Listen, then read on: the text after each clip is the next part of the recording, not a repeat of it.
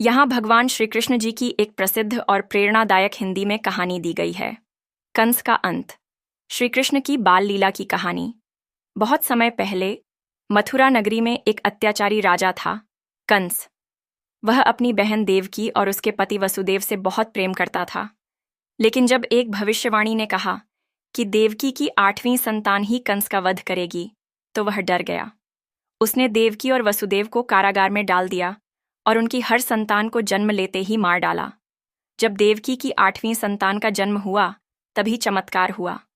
आधी रात को भगवान विष्णु ने प्रकट होकर कहा कि वह स्वयं श्री कृष्ण के रूप में जन्म ले चुके हैं और वसुदेव को आदेश दिया कि वे बच्चे को गोकुल ले जाकर नंद बाबा और यशोदा को सौंप दें।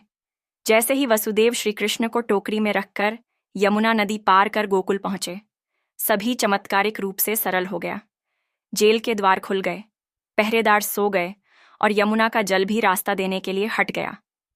गोकुल में श्री कृष्ण का पालन पोषण यशोदा माता और नंद बाबा ने किया। बाल कृष्ण ने कई लीलाएं की, माखन चोरी, गोपियों संग रास लीला, कालिया नाग का दमन, गोवर्धन पर्वत उठाना आदि। जब श्री कृष्ण बड़े हुए तो उन्होंने मथुरा लौटकर कंस का वध किया और अपने माता पिता को कारागार से मुक्त किया। सीख। इस कहानी से यह सीख मिलती है कि सत्य और धर्म की सदा विजय होती है।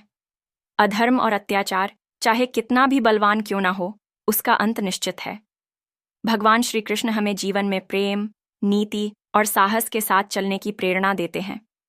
अगर आप चाहें तो मैं और कहानियां भी बता सकता हूँ, जैसे राधा कृष्ण की प्रेम कथा, श्री कृष्ण और सुदामा की मित्रता, महाभारत में श्री कृष्ण की भूमिका, गीता का उपदेश। आप किस प्रकार की कहानी चाहते हैं?